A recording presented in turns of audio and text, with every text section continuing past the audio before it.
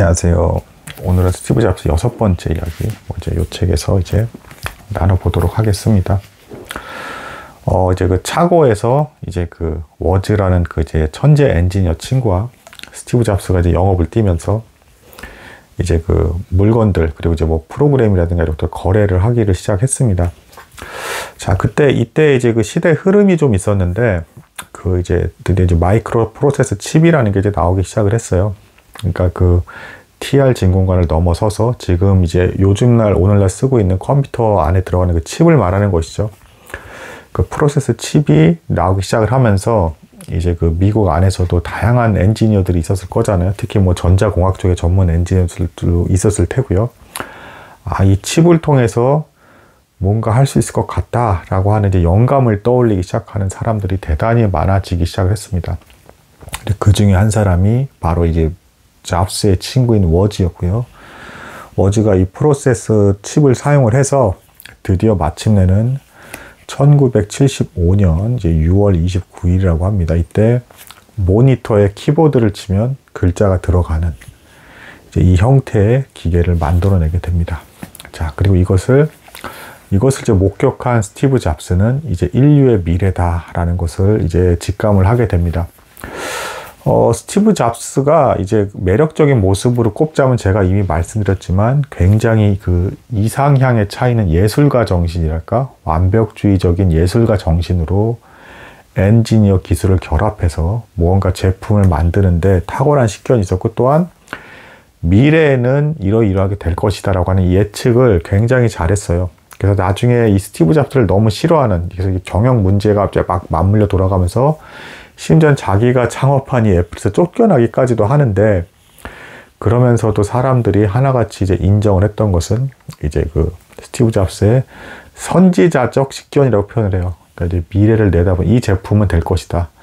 스티브 잡스가 참고로 나중에 애플에서 쫓겨나게 될 상황에서도 이미 몇몇 회사들의 기술 중에 이제 그 곡면이 없는 이제 플레이트한 이제 어떤 평평한 이제 스크린, 이 기술과 그리고 그 터치 스크린 기술을 먼저 찾아내요. 이제 개발하고 있는 회사를 본 겁니다. 그래서 이 두 가지 기술이 결합되면 엄청난 게 나올 것이다 라는 걸 스티브 잡스가 이제 본능적으로 직감을 합니다. 이 감각이 있는 사람이에요. 그러니까 이제 이 사람이 물론 이제 이런 단점의 치명적인 이거였습니다. 결론적으로는 너무 이상적이고 너무 예술가적인 완벽주의를 추구를 해서 거짓말도 쓰기, 수단과 방법을 가리지 않았기 때문에 거짓말과 편법도 쓰게 되고 밑에 있는 사람들 너무 괴롭힌 거죠.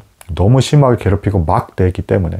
그리고 이제 아마 이제 초정컨대 이 사람이 너무 그 이상향이 지나갔기 때문에 왜 너희는 그런 열정이 없고 맨날 그냥 지지부진하게 적당히 팔리는 것만 만들어내려고 해 라고 하는 것에 대한 불만과 분노였던 것 같아요. 그러니까 자기의 이상향을 이해해주지 못하는 것에 대한 그 외골수적이기도 하고, 아무튼 하지만 그 자신의 어떤 열정에 불붙어서 완벽주의적인 것을 추구하면서 나아가는 어떤 그 모습은 사람들 다 굉장히 매력적이었다고 했고, 애플의 영혼이자 심장이다 뭐 이런 표현까지 했습니다. 너무 싫어하는 사람들조차도 뭐 이제 그런 인물이었는데, 어쨌든 지금은 아직 그 회사가 차려진 상태는 당연히 아니고 차고에서 주문을 따오는 상태에서 이제 어쨌든 워즈가 아주 초보적인 컴퓨터 형태를 1975년에 이 친구가 만들어낸 것입니다. 근데 여기서 또 놀라운 일이 발생을 해요. 워즈는 제가 말씀을 드렸지만 완전 천성적인 착한 엔지니어라고 했죠. 그래서 이 사람은 이거를 팔 생각을 안 하고 이 설계도와 이거를 그냥 대중들에게 돌리자, 공짜로. 그럼 이제 굉장히 유익하게 이제 세상이 바뀔 것이다. 그 집집마다 컴퓨터가 생겨나는데 시초가 될 것이다. 이렇게 얘기를 했고, 너무 순진한 어떻게 보면 그런 생각이죠. 이거를 이제 그 스티브 잡스가 극구 반대합니다. 워즈는 너무 이거를 다른 사람들에게 공개하고 싶었대요. 자기가 만든 이 키보드를 치면 화면에 글자가 뜨면서 되는 이 기술을 너무 공개하고 싶었는데, 스티브 잡스가 극구 말리면서 이건 인류의 미래고 사업성을 띄고 우리가 회사로서 차려서 대중들에게 배포를 해야 하는 거다. 그게 자본주의적인 입장에서 맞는 거다라고 하면서 끝까지 뜯어 말렸다라고 합니다. 이 문제에 대해서 이 워즈라는 사람은 굉장히 도덕적이고 순진한 어떤 엔지니어였기 때문에 한참 동안 이 스티브 잡스에 대해서 대단히 불만이었대요. 자기는 그냥 무료로 배포하려고 했는데, 뒤돌아보고 나니까 어쨌든 스티브 잡스가 그렇게 했기 때문에 자신도 부유해질 수가 있었고, 또 여러 사람들이 동원이 돼서 어떤 이제 어떤 일자리도 이제 창출이 되고 그런 어떤 유익한 방향으로 이제 결론을 맺었기 때문에 자기가 이제 이때 당시 스티브 잡스의 어떤 선택에 대해서 뒤늦게나마 이제 동의를 한다 뭐 이런 표현을 했습니다. 여기서 이제 스티브 잡스가 이제 그 대단히 또 이제 특이한 모습이 보여지는데요. 스티브 잡스는 참고로 뭐 대학교에서도 이제 그런 소리를 들었고 이제 스스로도 그런 말을 했지만 나는 기계적인 암기를 완전히 거부한 사람이다. 창의적인 걸 좋아하고 예술가적 기질이죠 말 그대로. 그리고 그런 상태에서 히피 문화를 또 받아들여요. 뭐 영화 포레스트 검프에 보면 1970년대 히피 막 있잖아요. 막 베트남 전쟁 반대하고 하면서 막 좀 정형화돼 있고 막 이제 권위주의적인 거 엄청 싫어하고 하면서 좀 이렇게 불순하고 좀 이렇게 타락한 형태의 뭐 약도 하고 막 이러는 거. 그래서 스티브 잡스 약을 했대. 그 이제 가스했다 했죠. 환각제를 LSD를 마셨다라고 했죠. 그러면서 이 컴퓨터를 켜고 부팅을 한다라는 개념이 사실은 환각자의 어떤 그 환각 상태에 들어가고 나가는 거. 환각 상태에 빠졌다가 다시 또 깨어나서 나오는 어떤 이 정신이 다시 맑아지는 어떤 그 순간 이거를 버튼을 누르고 이제 컴퓨터가 켜지고 꺼지는 형태를 이제 표현했다라고 합니다. 그리고 이제 그 컴퓨터를 사람들이 사용을 해서 빠져들게 되는 어떤 그 개념이 이제 영원히 사람들로 하여금 스스로 항해를 하면서 그 항해에 몰입하면서 그 속에서 살아갈 수밖에 없는 항해사 인생을 살아가게 될 것이다 라는 것을 예견하면서 이제 만든 것이라고 합니다. 예술가적 감성이 섞여서 나온 것이죠. 아무튼 스티브 잡스는 그럼 이제 이 친구가 키보드를 치면 모니터에 나오는 걸 만들었는데 어떤 역할을 했냐. 히피 문화에 완전 젖어 있고, 그러니까 그리고 또 이제 맨발로 다녔대요. 미국 맨발 문화가 아니잖아요. 뭐 그래서 선불교식이랑 히피 문화가 짬뽕이 돼가지고 또 그 더러운 어떤 발도 잘 씻지 않고 맨발 문화에 막 머리도 장발에 막 이러고 다니면서 거기에 이제 본인은 또 채식주의자였기 때문에 이때 막 채식을 엄청나게 했고 자신은 채식을 했기 때문에 몸에 냄새가 안 날 것이다 라고 하면서 혼자 착각을 하고 다녔대요. 확신을 하면서. 근데 외국 사람들 굉장히 냄새 심한 거 아시죠? 그래서 막 이제 뿌리고 다니는 거 있잖아요. 냄새 안 나겠구만. 근데 그것도 안 하고 다녔다라고 합니다. 그러니 상대하는 사람들이 얼마나 곤욕해서 뭐 더러운 발에다가 뭐 앉아서 머리 뭐 이렇게 하고 있고 그다음에 뭐 냄새는 막 나고 하면서 또 나이는 또 어린 이 젊은 청년이 막 자신감에만 막 차가지고 여러분들의 어떤 이제 투자금이 필요합니다. 이제 투자금을 끌어 모으는 거예요. 그러니까 아직도 차고에 있는 회사를 가지고 뭐 회사라고 아직 할 형태도 아니고 투자금도 못 받았으니까. 근데 어쨌든 주문을 받아서 이거를 팔겠다라는 어떤 이제 야심이 이제 생긴 겁니다. 그래서 이제 막 주변을 도는데 뭐 워낙 스티브 잡스가 하고 다니는 몰골이 이상하니까 거의 다 거절을 당하다가 웨인이라고 하는 이제 한 사람이 여기에 이제 각별한 관심을 가진다. 말하고 뭐 이 사람의 몰골은 너무 엉망인데 실제로 차고까지 찾아갔어요. 이 사람이 제법 큰 사업을 하는 사람인데 근데 달랑 그 두 명이 그렇게 해가지고 치고해서 화면 이걸 보여주는 걸 보고 근데 또 신기하게 스티브 잡스가 막 이렇게 설명을 하니까 미래가 될 것이다라고 하니까 그때 자기가 설득이 됐다라고 합니다. 그러면서 투자금을 유치를 했고 그러면서 이제 500대를 일단 생산하기로 하는 어떤 이제 이런 게 나오기 시작을 하고 또한 이때 당시에 이제 뭐 어떤 동호회 같은 게 또 생겨나고 있었어요. 막 여기 대학교에서 이 마이크로 프로세서 칩을 가지고 뭔가 인류에 유익한 걸 만들어내자라고 해서 막 이제 꿈에 부풀어 있는 이 사람들이 뭐 데이터를 뭐 입력도 해보고 뭐 이렇게 출력도 해보기도 하고 막 이런 여러 가지 막 뭐 프린터랑 연결도 해보고 막 이런 시도들을 막 해보고 있었습니다. 다 만들어가지고 연결하고 이런 걸. 그래가지고 종합 시스템을 만들자. 이걸로 뭔가 모니터도 볼 수도 있고 뭐 출력도 할 수 있고 여러 가지. 그래서 가정에 이걸 배포하면 엄청나게 생산력이 이제 출중해질 것이고 이걸 뭐 전화기랑도 뭐 결합을 한다거나 이렇게 하면서 인류의 삶이 완전히 바뀔 거다라면서 SF적인 막 상상하던 시기였습니다. 그래서 이 동호회 활동을 또 하면서 스티브 잡스가 거기서도 연결이 되면서 이제 그 각 회사별로 출품 전시를 하는 어떤 그 전시회가 이렇게 이제 있게 됐어요. 이때 이 첫 작품 이제 애플 1입니다. 드디어 이 애플 1을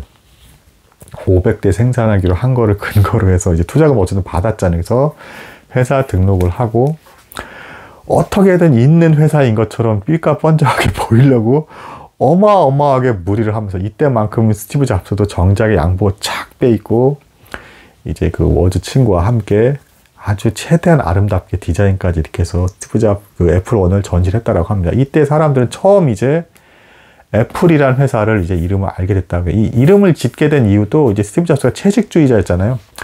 어느 날 사과를 먹고 이렇게 가다가 이 컴퓨터에 대한 이미지에 대한 이름에 대해서 뭐 처음에 뭐 매트릭스라고 이름을 지을까 뭐 아키텍처라 이름 하다가 너무 딱딱한 느낌이 나고 있었는데 컴퓨터 이미지가 너무 딱딱한 원래 갖고 있는 이미지가 진짜 딱딱하잖아요. 근데 자신이 먹고 있는 사과를 보고 친근한 느낌을 주자 해서 애플이라고 해서 이제 이 스티브 잡스가 떠올랐다고 합니다. 대단히 기발하죠. 그러니까 이제 전혀 상관이 없는 두 단어죠. 애플과 컴퓨터는 사실은 전혀 동떨어진 이미지이긴 하지만 왠지 언밸런스한데 이 딱딱한 컴퓨터 이미지에 애플 하니까 이제 어떤 친근한 이미지로 이렇게 다가오잖아요. 그리고 이제 이 로고에 대해서도 이제 만드는데 처음에는 이제 이 애플 사과 밑에 뉴턴, 아이작 뉴턴 아시죠? 뭐 중력을 발견했다 해가지고 만류력 법칙 해가지고 뭐 사과 이렇게 해서 떨어진 걸 먹는 어떤 조그만 사람 모습이 이렇게 있었다라고 해요. 근데 이제 나중에 전문 디자이너가 만나서 최대한 단순해야 된다. 이 디자인, 이제 회사 로고는 굉장히 단순해야 된다 해가지고 사과 모습에 이제 칼라 줄무늬가 들어가고 여기서 이제 한 입 베어 먹은 거를 할래 아니면 그냥 온전한 사과 모습으로 할래라고 할 때 이제 스티브 잡스가 한 입 베어 먹은 이 이제 애플 로고가 좋겠다라고 해가지고 로고도 탄생하게 되면서 회사 이름이 애플 뭐 이렇게 된 겁니다.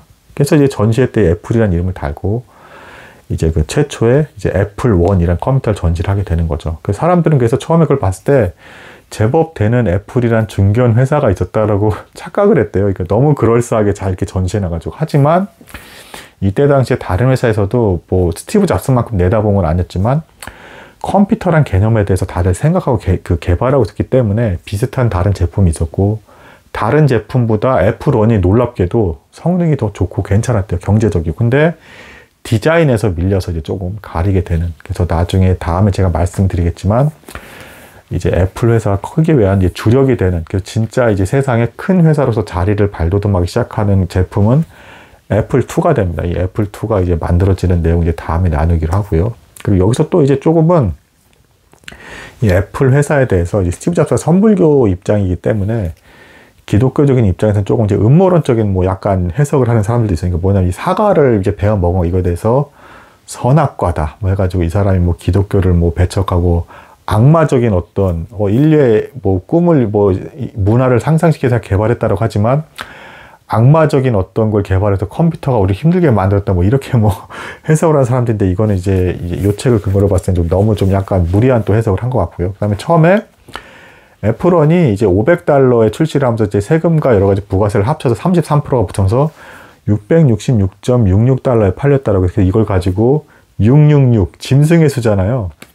이때 때마침 그 영화 오맨이 나왔다라고 합니다. 오맨 영화 아시는 분 있을까요? 공포 영화 거의 1위에 거의 들어가는 뭐 엑소시스트가 1위고 뭐 오맨이 2위인가 3위인가 이럴 겁니다. 근데 이 오맨 보면 이제 성경 가지고 이제 짐승의 수 666 해가지고 이제 뭐 실제로 뭐 사탄의 아들이 막 나오면서 이제 공포 영화에 막 이야기가 진행이 되는데 사람들이 그래서 이 $666.66에 대해서 대단히 섬뜩하게 또 이제 받아들이면서 나중에 좀 이제 음모론적으로 좀 이상한 거 이 사람이 좀 악마적인 어떤, 왜냐면 스티브 잡스가 또 사람들에서 막대하게 됐잖아요. 그래서 좀 그런 루머가 돌기도 했다는 어떤 그것도 있는데 그냥 우연이었다.